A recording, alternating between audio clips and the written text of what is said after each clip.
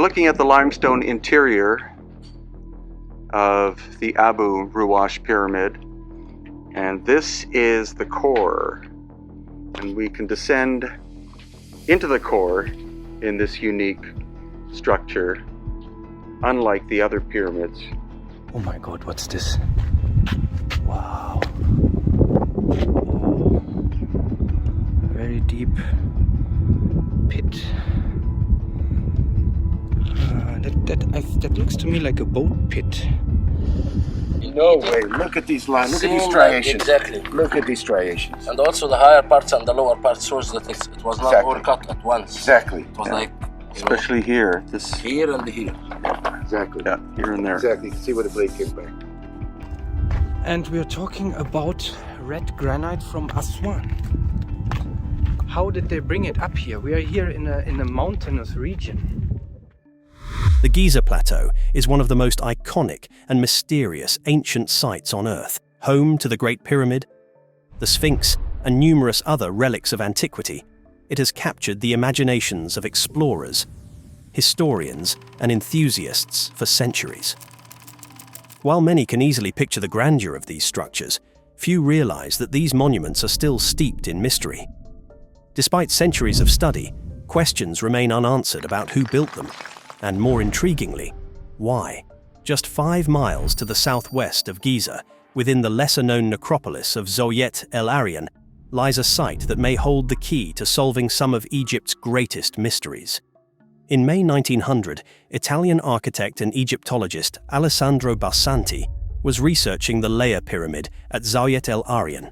Having previously discovered the tomb of Akhenaten, Basanti had earned a respected reputation in his field. However, the Leia pyramid disappointed him. It was crumbling, incomplete, and devoid of artifacts. Like other Egyptologists before him, Basanti concluded the pyramid had been abandoned due to the death of the king who commissioned it. Discouraged, Basanti began his return journey to Giza, but he took an alternative route along an upper plateau, offering sweeping views of the landscape. It was here that he noticed something unusual: scattered granite fragments and fine granite powder, evidence of stone cutting. Basanti immediately suspected this was where ancient workers had prepared stone for a hidden tomb. Intrigued, Basanti returned to Giza and assembled a team to explore the site. Within 2 days of excavation, his intuition proved correct. Beneath the sand, Basanti uncovered the entrance to an enormous limestone pit. To his surprise, the pit was filled with large limestone blocks, each weighing several tons, seemingly thrown in without care, suggesting a deliberate attempt to conceal what lay below. On December 8th, at a depth of 21 meters, the team uncovered a significant find: a large pink granite block. Granite was not only more valuable than limestone, but also harder to work with, reserved for only the most important structures. This discovery convinced Basanti that they had found something special. As excavation continued, more pink granite blocks were revealed, suggesting a massive subterranean structure. By February 1905, Basanti and his team uncovered a 30-ton granite block that seemed to mark the bottom of the pit. Basanti believed this was the entrance to a subterranean world, potentially filled with tombs and treasures. Complicating the mystery, his team also found inscriptions carved into the stones. Despite sending sketches to Egyptologists in Giza and Cairo, no one could agree on their meaning or origin. This deepened Basanti's conviction that something extraordinary was hidden below. Basanti used machinery to move the granite blocks, but they were interlocked like puzzle pieces. Digging further, Basanti made his most astonishing discovery yet: an oval-shaped vat carved from pink granite, polished to a mirror-like finish. It had been carefully sealed with layers of lime and clay. When the team removed the lid, they found no treasure, only a thin black residue along the walls. Basanti hypothesized that the vat once contained a liquid offering that had evaporated over time. Despite the disappointment, Basanti believed the mysterious vat held great significance. Why had the builders gone to such lengths to protect it? Determined to solve the puzzle, Basanti continued his excavation, uncovering a massive cork-like granite block sealing off what he believed were hidden chambers below. Word of Basanti's discoveries spread, but many of his colleagues remained skeptical. They insisted the pit was merely the foundation of an unfinished pyramid. However, Basanti pressed on, and two events seemed to support his theory. First, his team uncovered a well-finished staircase at the pit's northern end. Too refined for laborers, as if it led to ceremonial chambers. Then, a torrential rainstorm flooded the pit, only for the water level to drop suddenly, as if it had seeped into a hidden chamber below. Despite mounting obstacles, including the complex interlocking granite blocks and dwindling funds, Basanti continued his work. By 1906, however, he ran out of money and had to stop the excavation. He spent years searching for new funding and finally secured it in 1911. Yet even with renewed efforts, the work proved too difficult. And once again, Basanti was forced to abandon the project before uncovering what lay beneath the pit. He died in 1917, leaving the mystery unresolved. Basanti's work sparked a lingering curiosity about Zawyet El Aryan, but the site lay dormant for decades after his death. In the 1950s, it briefly resurfaced as the set for the movie The Land of the Pharaohs, but it was soon forgotten again. Basanti's notes eventually caught the attention of Italian scholars Vito Maragioglio and Celeste Rinaldi, who set out to continue his work in the 1960s. However, their efforts were cut short when, in 1964, the Egyptian government restricted access to Zawyet El Aryan, designating it as a military base. This abrupt restriction of access raised suspicions. Why was the government blocking off this site just as interest in it was reviving? To this day, many Egyptologists assert there is no mystery at Zawyet El Aryan, claiming the pit is simply the foundation of an unfinished pyramid. Yet Basanti, who studied Egypt's ancient wonders for decades, was adamant that this was no ordinary pyramid foundation. If the pit was just a foundation, why go to such lengths to construct a floor made of interlocking granite blocks held together by strong mortar and designed to be nearly impossible to move? Furthermore, why use valuable pink granite, which had to be transported from Aswan, nearly 600 miles away, if the structure was to be buried under a pyramid? Limestone, far easier to source and work with, would have sufficed. Then, there was the mystery of the inscriptions Basanti found at the site. Scholars to this day remain divided on their meaning. And what about the finely crafted oval vat?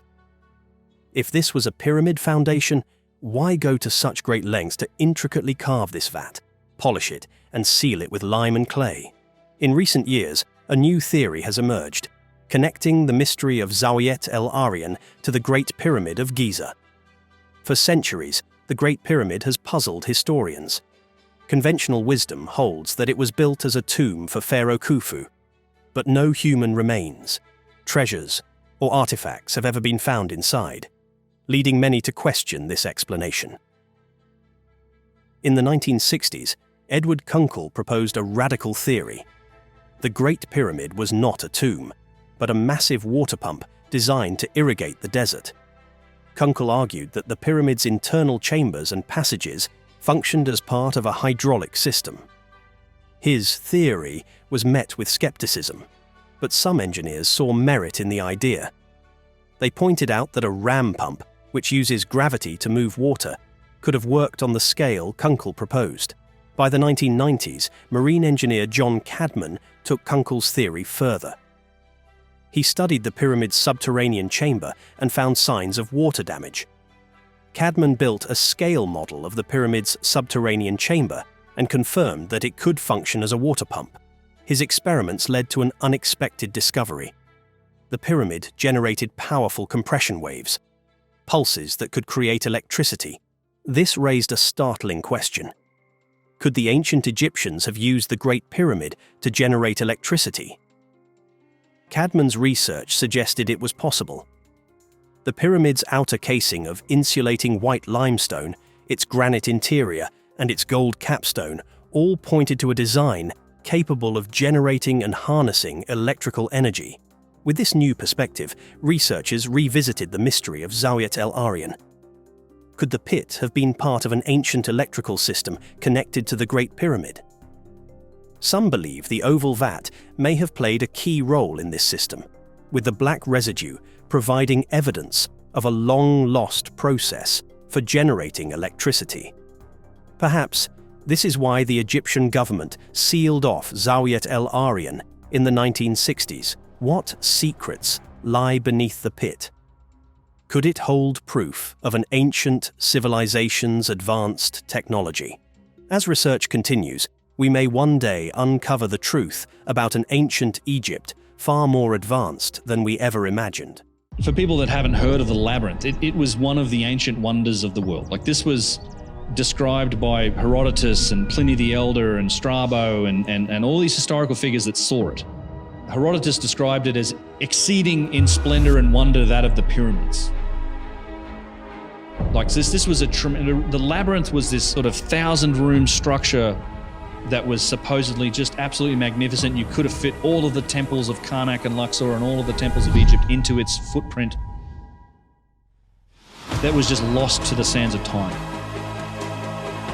We've never known where it is or what it is. And it would be like a pyramid. It would rival the Great Pyramid, for sure, if we were to find it. But it turns out we found it.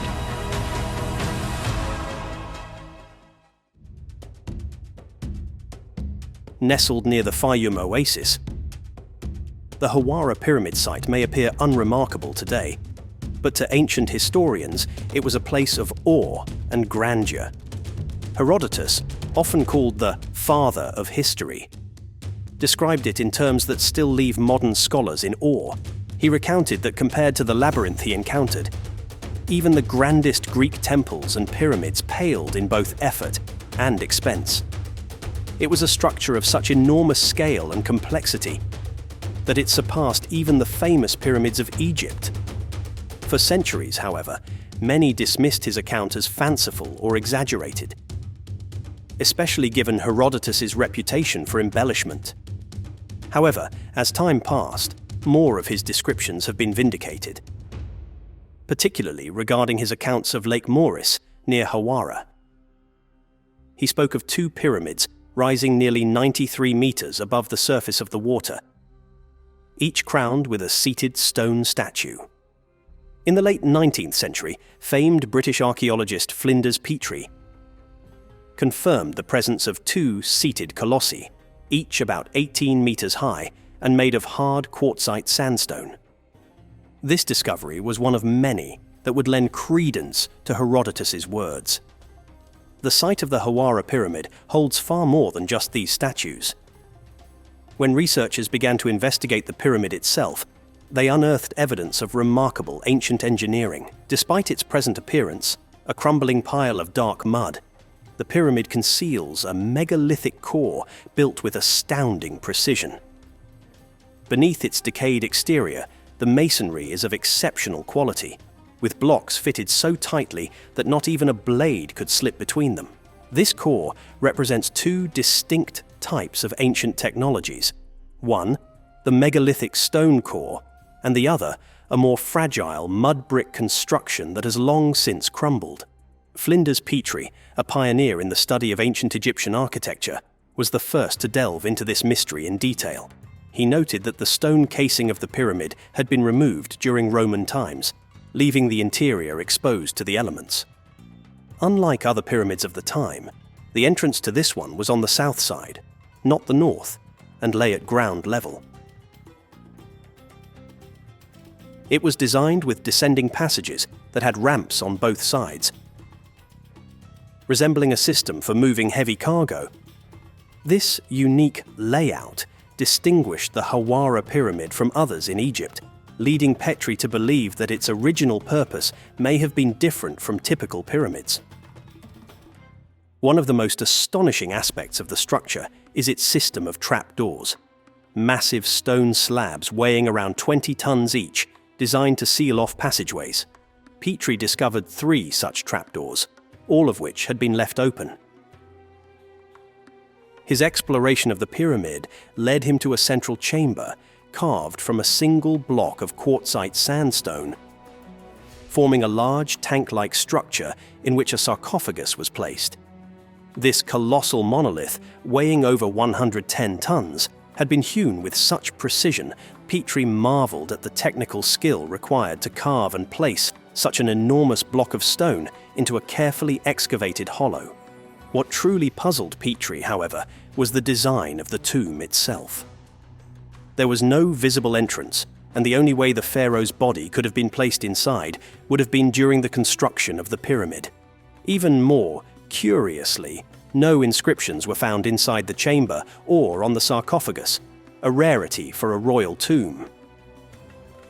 Instead, Petrie found only traces of charred bones, charcoal, and remnants of burnt diorite, suggesting that whatever had once been inside the sarcophagus had been deliberately destroyed by fire. The mystery deepened when Petrie examined a second sarcophagus in the chamber, one that appeared to have been added after the pyramid's construction. This later addition was smaller and lacked the technical precision of the original sarcophagus, raising questions about the purpose and timeline of the additions to the tomb. It was as though the pyramid had been used for multiple, distinct purposes over time, each contributing to its enigmatic history. While Petrie focused on the pyramid, he also uncovered evidence of a much larger structure nearby. The legendary labyrinth of Egypt, which had long been mentioned in ancient texts. Herodotus had described it as a massive complex of 3,000 rooms, arranged in a maze-like formation, some above ground and others below. He was forbidden from entering the underground chambers, as they were said to house the tombs of kings and sacred crocodiles. Yet what Herodotus saw above ground left him awestruck, and later historians would echo his astonishment. Strabo, a Greek geographer who visited the site centuries later, described the labyrinth's monolithic ceilings and walls, each constructed from enormous slabs of stone. When Petrie began excavating the area in front of the Hawara pyramid, he uncovered evidence of this labyrinth beneath the remains of a later village. Beneath the village, he found layers of stone chips and fragments, the remains of what had once been an enormous stone structure. He concluded that this was indeed the foundation of the fabled labyrinth.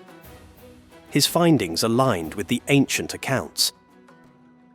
The structure was so large that, as he noted, it could have contained the temples of Karnak and Luxor within its boundaries. However, the labyrinth had long since been destroyed, its stones quarried and repurposed by later generations. All that remained were the foundations and fragments, a ghost of the massive structure that had once stood there. And yet, despite the extensive damage, Petrie's findings suggested that this labyrinth had been far more than just a building. It was a monumental work of engineering and architecture that had once awed the ancient world. As we delve deeper into the mysteries of Hawara, it becomes clear that this site still holds secrets waiting to be uncovered. The labyrinth described by Herodotus, Strabo, and other classical writers may not be entirely lost. In fact, modern technology has revealed tantalizing clues that suggest much of it may still lie hidden beneath the sands, waiting to be rediscovered. In the 21st century, new technologies have allowed researchers to explore the Hawara site in ways that Petrie could only have dreamed of. Ground-penetrating radar and other advanced tools have given archaeologists the ability to peer beneath the surface without disturbing the ancient ruins.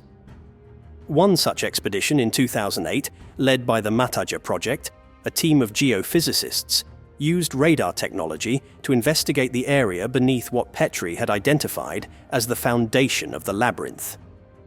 What they discovered was nothing short of remarkable, a vast network of walls and chambers buried deep beneath the surface. Their findings suggested that what Petrie had thought was a foundation might actually have been the roof of the labyrinth, which could still exist underground. The radar scans revealed a grid of rooms and passageways at depths of 8 to 12 meters, confirming the existence of a colossal structure that matched the descriptions given by ancient historians.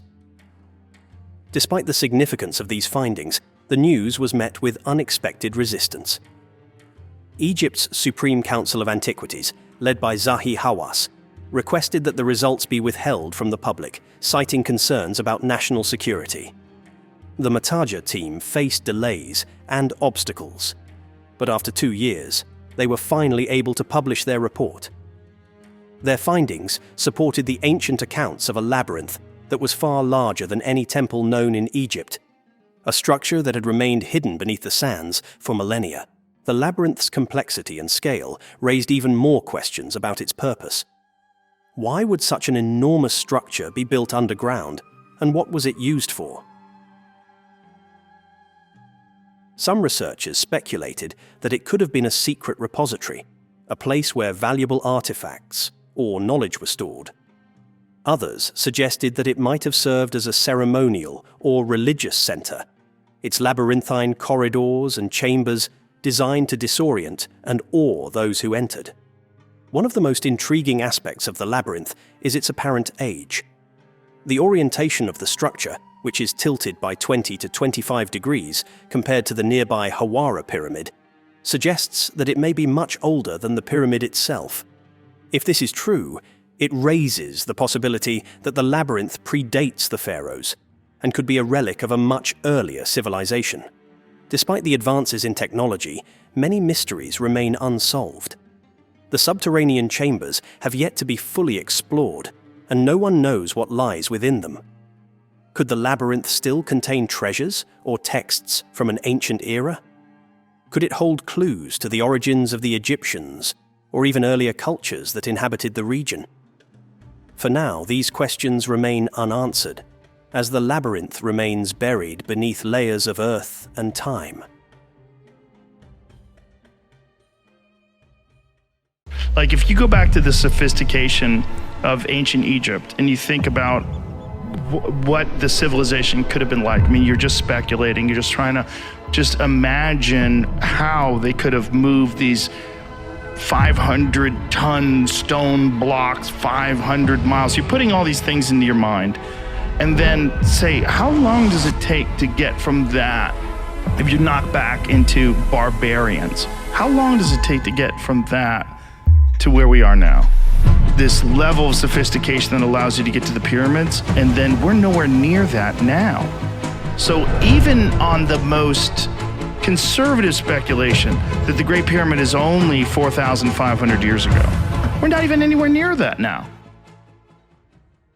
In the ancient city of Luxor, hidden within its majestic temple walls, lies a mystery that challenges modern understanding of ancient Egypt's science and philosophy. Egyptologist Shwala de Lubitsch, after 12 years of detailed study of the Temple of Luxor, proposed that the ancient Egyptians held a sophisticated and immutable knowledge, fully developed from the earliest dynasties. This knowledge, according to de Lubitsch, far surpassed that of other civilizations at the time, hinting at a deeper understanding of the universe. De Lubitsch's research into the temple's intricate carvings and architectural design led him to a remarkable discovery, which he called transparency in the stone blocks. While copying temple plans and examining wall carvings, he noticed tiny embedded stones in larger blocks, which had been previously dismissed as errors. De Lubitsch proposed that these stones were markers placed by the master builders for precise measurements. This realization spurred adjustments in his own measurements, leading to even more astonishing findings.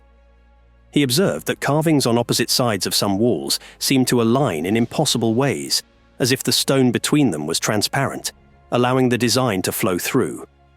This phenomenon, which de Lubitsch likened to a see-through banknote, suggested a level of craftsmanship and intentionality that defied conventional understanding of ancient architecture.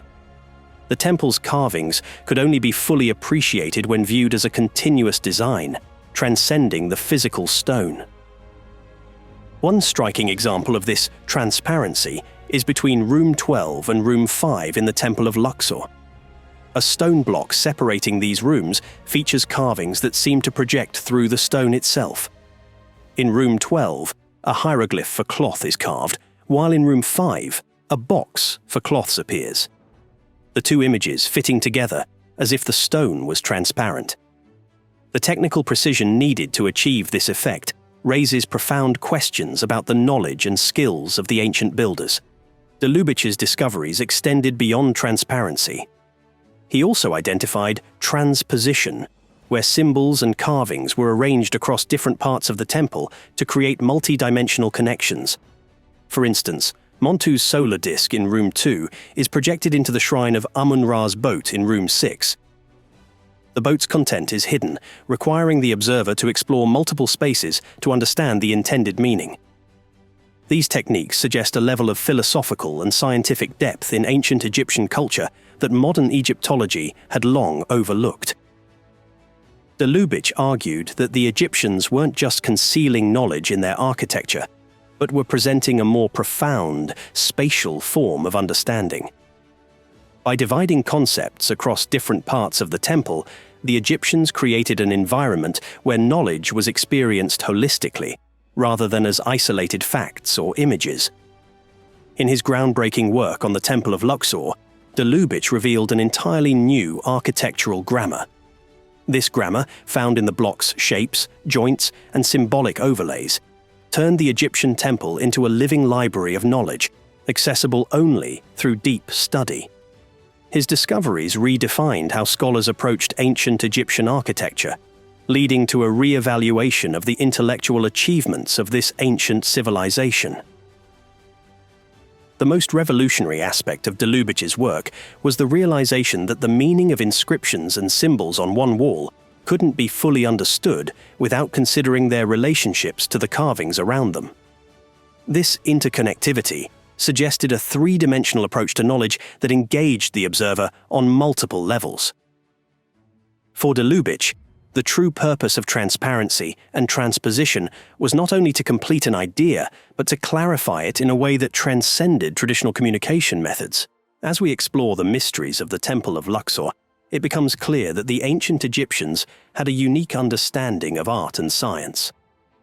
Their use of transparency and transposition reflected a worldview that connected the physical and metaphysical, the material and immaterial. Transparency, in particular, hinted at a belief that solid matter was deceptive, with light, or knowledge itself, as the true fundamental reality. De Lubitsch's discoveries at the Temple of Luxor did more than challenge traditional views of Egyptian architecture. They opened the door to a new understanding of how the Egyptians viewed the world. Through transparency and transposition, De Lubitsch uncovered a sophisticated system of thought that extended beyond the temple. He believed that this system could be found in other artifacts, such as papyri, which contained multi-layered meanings to be understood holistically. Transparency, for example, was more than an architectural technique. It represented a deeper philosophical belief. By prioritizing light over solid matter, the Egyptians expressed a worldview that saw physical reality as secondary to the metaphysical. De Lubitsch suggested that this belief in the primacy of light explains why transparency was central to the Temple of Luxor's design. The stone blocks weren't just barriers, but conduits for knowledge and understanding. Transposition added yet another dimension to this philosophy, emphasizing the importance of seeing beyond the surface.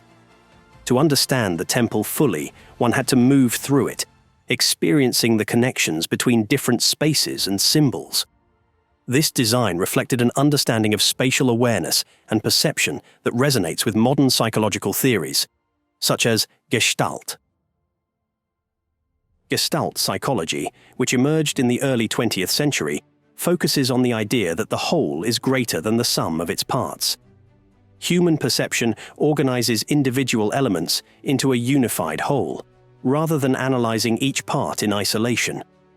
De Lubitsch's work mirrors this idea, as he argued that the carvings and inscriptions in the temple were part of a larger, interconnected system. Just as Gestalt theory emphasizes the importance of perceiving the overall form, De Lubitsch focused on perceiving the entire meaning of the temple. De Lubitsch's discoveries lead to profound questions. Who were the true sources of this knowledge? Were the Egyptians responsible for developing these advanced ideas, or were they inheritors of wisdom passed down from an even older civilization? And what can these ancient ideas teach us about the nature of reality? By connecting ancient Egyptian concepts with modern scientific theories, we uncover new insights into the mysteries of the past and the possibility that the answers to our most profound questions may lie not in the future, but in the distant past. In the boxes in places like the Serapeum, which is probably my favorite site, because there's literally miles of tunnels beneath Saqqara. So it's like a giant underground necropolis. Inside the Serapeum, you have 25 of these things, which are these single-piece, like 100-ton granite boxes. They're insane. It's absolutely insane. And this one in particular is in an off-limits area that we went into that's rarely seen by tourists. We couldn't make the box without developing specific tools to do it, because the way they'd make it is they'd cut like 5 slabs and then bolt them together, you know, like a floor and then 4 walls, and they'd bolt it together into a box. These are single pieces. So what's impressive about that is it's like you have to quarry this one block of stone and then dig it out. You have to dig all of the inside out, and some of the examples of precision in the Serapeum are absolutely remarkable. You have perfect 90-degree corners in some of the boxes, perfect 90-degree interfaces with the lids, and some of these walls maintain that geometry from like being 11 feet apart. Like, that's insane. Like, that's one of the major challenges of this is in designing and maintaining that type of relative geometry in a space where you can't afford to make any mistakes.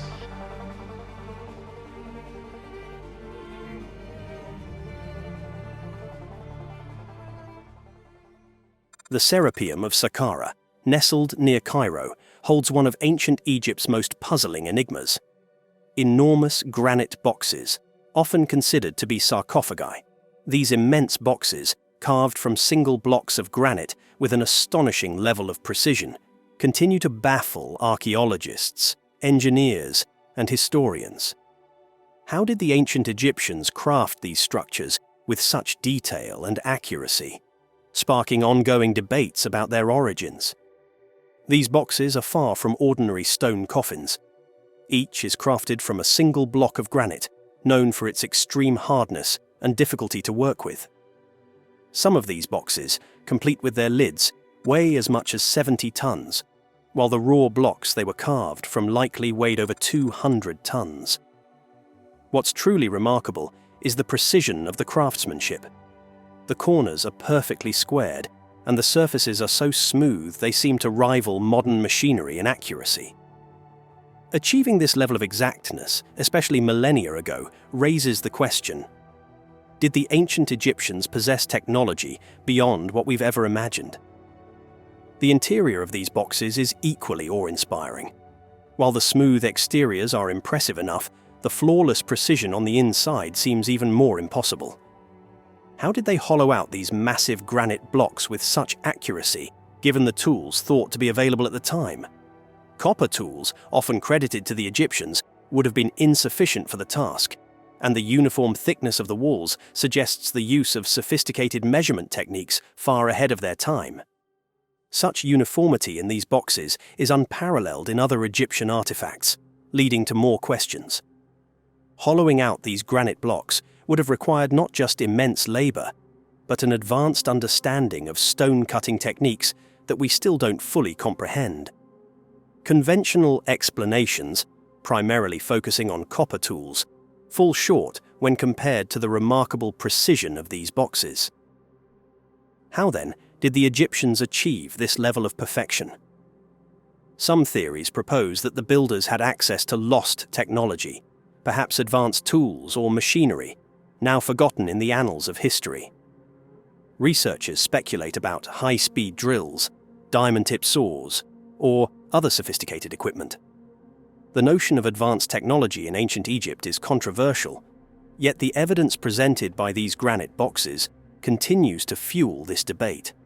Adding to the mystery is the question of purpose. While traditionally believed to be sarcophagi for the sacred Apis bulls, the excessive craftsmanship for mere burials raises doubts. Could these boxes have served a more complex function, perhaps related to energy manipulation or another unknown scientific process? This question remains unanswered and continues to intrigue modern researchers. Even transporting these massive boxes presents an engineering challenge. The narrow and winding underground tunnels of the Serapeum would have made moving the 70-ton boxes an extraordinary feat, requiring advanced knowledge of engineering or transportation. Additionally, there are no visible signs of torches or burn marks in the tunnels. How did they light these spaces while moving such colossal objects?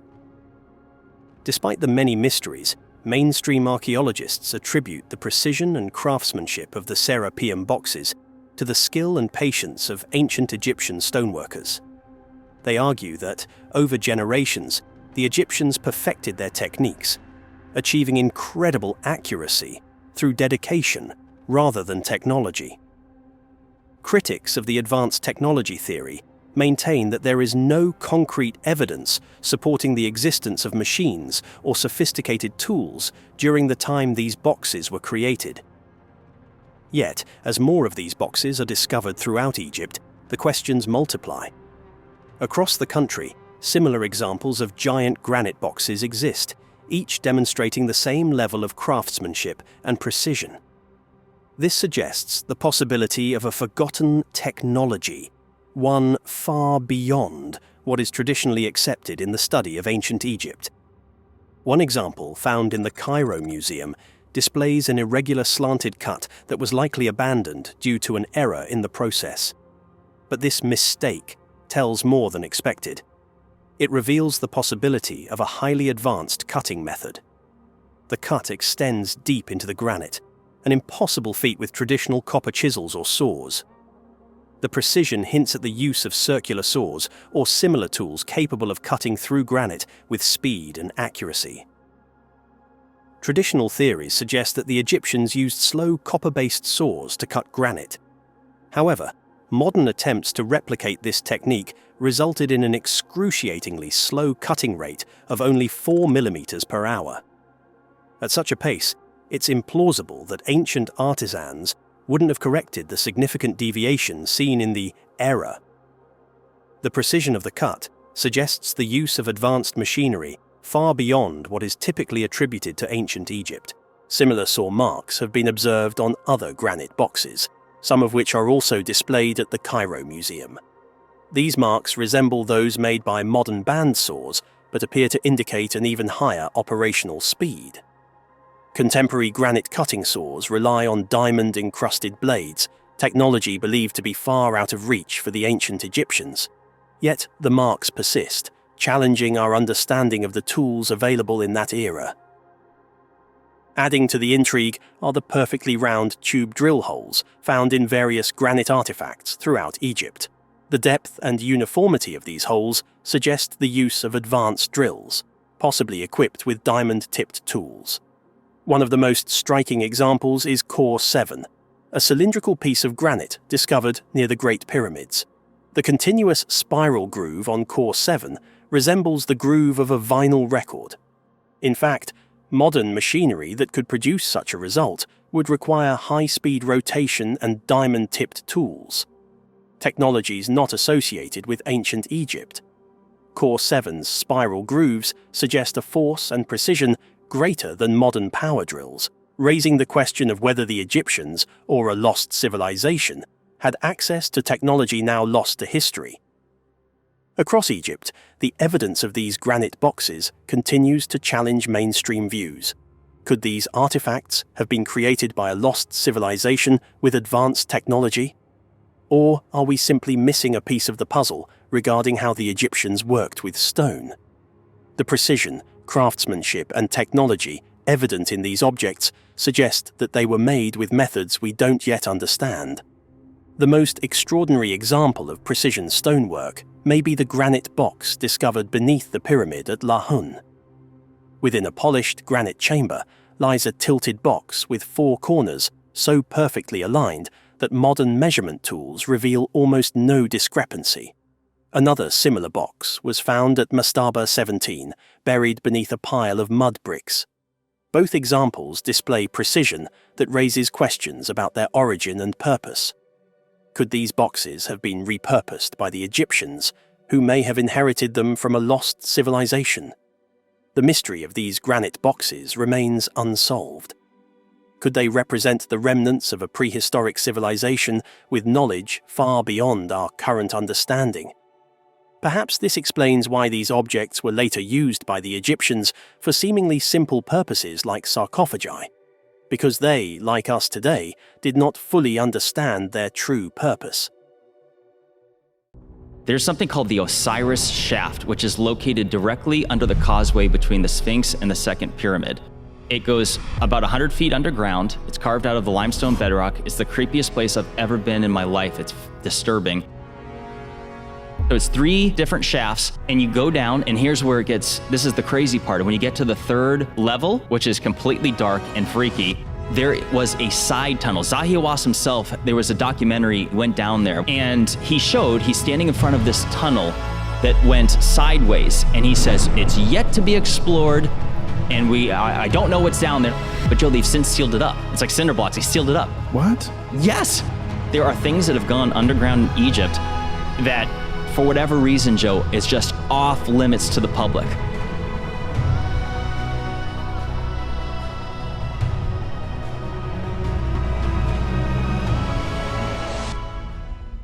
Beneath the Giza Plateau, near the Great Sphinx and pyramids, lies a mysterious structure that may reshape our understanding of ancient Egypt. Known as the Osiris shaft, this subterranean complex challenges conventional timelines. Could it predate the pyramids? And what was its true purpose? Recent discoveries and a groundbreaking dating method have led Egyptologists to rethink what they thought they knew about this ancient civilization. The Osiris shaft descends 35 meters into the bedrock beneath the causeway leading to the Sphinx. It comprises multiple levels, with the lowest chamber housing a granite sarcophagus surrounded by water. This chamber is sometimes referred to as the Tomb of Osiris. But what exactly was this structure intended for? Its purpose remains shrouded in mystery, with no clear answers in sight. One of the most intriguing aspects of the Osiris shaft is the unusual material used in one of the sarcophagi. Egyptologists discovered a stone unlike anything previously found in Egypt. How did it end up here, deep in the bedrock? Even stranger, the structure itself seems to have been designed without easy access in mind. There are no steps or ladders leading down to its depths. The ones installed now were placed there by modern archaeologists, suggesting that the ancient builders had no intention of facilitating frequent visits. The logistics of moving the massive sarcophagi, some weighing up to 40 tons, further deepen the mystery. How were they lowered with such precision into the shaft, which itself was not designed for easy entry or exit? The precision required to lower these gigantic objects without error suggests a technological ability that we do not fully understand. One sarcophagus found on the 2nd level was particularly remarkable. It was covered in a thin film of bitumen, with a metallic coating beneath it. This metal, containing elements like lead and zinc, is puzzling. Why use a metallic coating inside a sarcophagus? Lead, in particular, raises questions, as it is known today for its use in radiation shielding. Could the ancient Egyptians have been aware of this? Moreover, measurements showed unusually high levels of gamma radiation inside the sarcophagus, further hinting at a function beyond burial. The method used to date one of these sarcophagi, called optical thermoluminescence, measures the last time the stone was exposed to light. The results suggested a date as far back as 3,350 BCE, centuries before the accepted construction dates of the pyramids. This implies that the Osiris shaft could predate the pyramids and the earliest dynasties of Egypt. What's even more curious is the material of one sarcophagus, dacite, an igneous rock not found anywhere in Egypt. In fact, after consulting with geologists, it was confirmed that there are no significant dacite deposits in Africa large enough to produce a sarcophagus of this size. This means the stone was transported from outside the continent, perhaps from Europe or the Black Sea. The logistics of transporting a 40-ton block of stone across seas and deserts remains a mystery. Why didn't the builders use locally sourced granite or basalt, which would have been far easier to acquire? This discovery challenges long-standing views on ancient Egypt's chronology. The dating method used reveals a time well before the pyramids, offering a glimpse into a distant past. Could the Osiris shaft represent the work of a forgotten civilization, one whose achievements have been lost to time? As we explore the depths of the shaft, more questions emerge. Was the shaft's design deliberate, meant to preserve the dead using unknown methods? Could the high radiation levels within the sarcophagi have played a role in ancient preservation techniques? The builders of this structure may have known things we have yet to uncover. As archaeologists delve deeper into the Osiris shaft, they challenge established notions of ancient Egypt. On the third and deepest level, a stone island surrounded by water holds yet another granite sarcophagus. This time, the sarcophagus is made of granite, a material more common in Egyptian structures. However, its location deep underground and surrounded by water raises further questions. This sarcophagus dates to around 2370 BCE, placing it in the Old or Middle Kingdom. Interestingly, the design of the third level seems to be a later addition to the shaft, suggesting the site may have been used and modified over centuries. If true, this means the Osiris shaft was considered important long before the time of the pyramids. One of the most intriguing features of the third level is the water system. A meticulously shaped canal surrounds the chamber, and the water level appears to be maintained at a precise depth. How did the builders engineer such a system over 100 feet underground? The bedrock in this area is solid, making natural water leaks unlikely. This suggests that the builders tapped into a hidden water source, possibly through an underground channel or spring. At the Osirion, another ancient Egyptian site, similar subterranean water channels have been discovered, indicating that the ancient builders had advanced knowledge of hydroengineering. Water was often seen as a source of life and regeneration, and its presence in the Osiris shaft may have had symbolic significance in ancient rituals related to death and rebirth. This brings us to the connection between the shaft and Osiris, the Egyptian god of the dead and the underworld.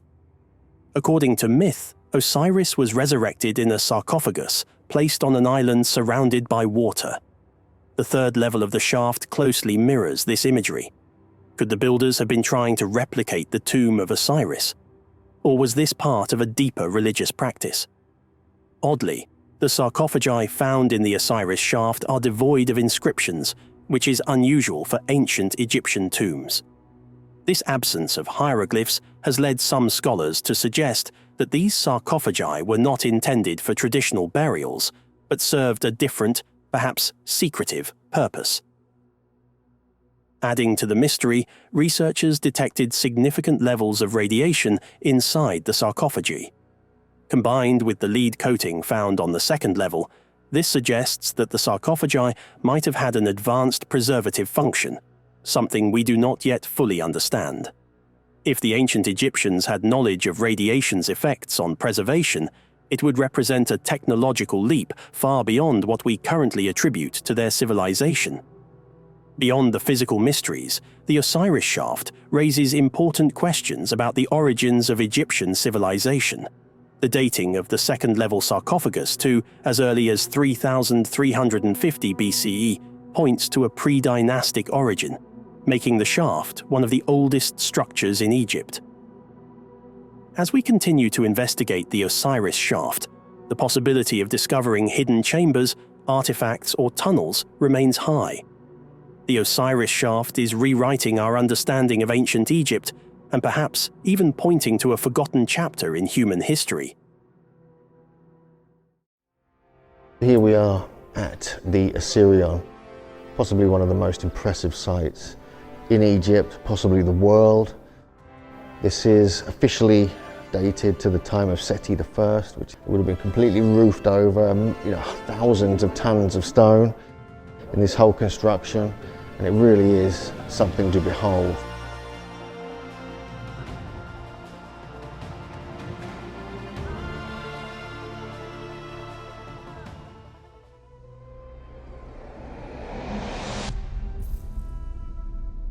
hidden deep in the desert sands of Abydos, approximately 350 miles south of the Great Pyramid of Giza, stands the Osirion, a monumental structure shrouded in mystery. Its origins, purpose, and design have baffled archaeologists and researchers for decades. Unlike the well-known temples of ancient Egypt, the Osirion defies traditional pharaonic architectural norms, leading some to believe it could be the product of a much older, technologically advanced civilization. Could this ancient structure hold the key to a forgotten chapter of human history? The first puzzle presented by the Osirion lies in its striking architectural divergence from typical Egyptian temples. While most temples of the pharaonic era adhere to a linear rectangular layout, the Osirion's design breaks the mold with its unique L-shaped configuration. This anomaly alone raises critical questions about the intentions behind its construction. Was it built for a different purpose than Egypt's standard religious edifices? Or does it reflect the architectural style of an unknown, perhaps much older culture? Adding to the mystery is the Osirion's relationship with the nearby temple of Seti Prayus, built during the 19th dynasty. Archaeological evidence suggests that the Osirion predates the temple of Seti Ras by centuries, if not millennia, implying that the site held significant importance long before the reign of Seti. This ancient structure was already in place when Seti chose to build his temple beside it, as though honoring an ancient relic from a bygone era. What made the Osirion so significant, and why did it attract the attention of the Egyptian kings? The sheer scale of the Osirion is awe-inspiring. The core of the structure is composed of massive rose granite blocks, some of which weigh an astonishing 100 tons. These immense stones were quarried from Aswan, located over 200 miles to the south, a logistical challenge that seems insurmountable given the tools and technology traditionally attributed to the Egyptians of the time. Moving these massive blocks across hundreds of miles of desert, and then precisely positioning them in a desert location far from the Nile, is a feat that defies explanation. Without evidence of advanced machinery, how were these massive stones transported and assembled with such precision? The Osirion's architecture, featuring a sophisticated double-layered roofing system and interlocking wedges, suggests a level of engineering knowledge far beyond what ancient Egypt is known to have possessed. The use of granite, a hard and unforgiving material, only adds to the mystery. Working with granite requires advanced tools and knowledge, skills that, according to historical records, the Egyptians had not yet developed during the early dynastic periods. Another striking feature of the Osirion is its complete lack of Egyptian hieroglyphs or artwork. In contrast to nearly every other Egyptian temple or monument, which are richly decorated with carvings, inscriptions, and illustrations, the Osirion is eerily bare. Throughout Egypt's history, temples were frequently renovated, with each generation adding new inscriptions and artwork. Even more unusual is the Osirion's subterranean layout, which is highly uncharacteristic of Egyptian temple architecture. The entire structure lies 15 feet below ground level, leading some researchers to propose that the temple could be far older than its surrounding counterparts. The idea that it predates the buildup of sand and soil that has accumulated over millennia suggests a timeline stretching back to an era before the sands of Egypt's desert even existed in their current form. Water erosion patterns found on the limestone enclosure surrounding the Osirion add yet another layer to the mystery. Some researchers argue that these erosion marks could only have been caused by a much wetter climate, possibly dating the structure back to the end of the last ice age, when the region experienced more rainfall. If true, this would place the Osirion's construction over 10,000 years ago, far earlier than the dynastic Egyptian civilization. Perhaps the most intriguing feature of the Osirion is the presence of water within the structure itself. Modern seismic technology has revealed that the visible portion of the Osirion is only the uppermost part of a much larger complex, which extends at least 50 feet below the current floor level. Beneath the surface, seismic tests have indicated the presence of hollow chambers, which have yet to be explored due to the water that continually fills the site. Despite multiple attempts, archaeologists have been unable to drain the water, which seems to replenish at an alarming rate. The source of this water remains unknown, and its continuous flow presents a baffling enigma. Some researchers suggest that the Osirion's complex hydraulic system, which includes channels, basins, and possibly sluices, was designed to control and manipulate water flow within the structure. The precision of these features points to an advanced understanding of hydraulic engineering, something not typically associated with ancient Egyptian technology. While the Egyptians were known for their use of irrigation canals and basins for agriculture, the Osirion's water management techniques are far more sophisticated. The mysteries of the Osirion continue to deepen as researchers attempt to unlock its secrets. The constant replenishment of water within the structure defies explanation. James Westerman, a renowned archaeologist and historian, has spent decades studying the Osirion. His efforts to pump out the water from the structure have been met with frustration. Even with a pump capable of removing 500 gallons of water per minute, the water level continues to rise, seemingly replenishing itself faster than it can be removed. Westerman's words capture the perplexity of the situation. Water is emerging from inside the structure. This shouldn't be happening, especially in the desert. Something strange is going on here. In 2023, Westerman's team employed advanced technology to analyze the water within the Osirion, measuring its pressure, temperature, conductivity, and chemical composition. The results were astounding. The water in the Osirion was found to have a unique chemical profile, different from the surrounding wells and aquifers in the area. Westerman's research suggested that the water was being forced up through the structure, almost as though it were being propelled by some unknown force. The water's chemical composition and isotopic profile indicated that it did not originate from the nearby Nile River or local aquifers. Where, then, is this water coming from? The Osirion's water behaves more like that of a geyser, but without the typical signs of volcanic activity. Is there an underground spring or reservoir beneath the structure, or could the water be flowing from a deeper, as yet undiscovered source? One of the most intriguing aspects of the water is its unique properties. Westerman conducted hydrologic studies and found that the water within the Osirion was drinkable after filtration. Over time, Westerman began drinking the water regularly, and he noticed something extraordinary. His eyesight began to improve. A lifelong sufferer of nearsightedness, Westerman eventually no longer needed glasses, a fact that was confirmed by an eye test. Could the water from the Osirion possess healing properties? Westerman believes so and continues to drink the water, attributing his improved vision to its mysterious qualities. Yet another anomaly is the temperature of the water.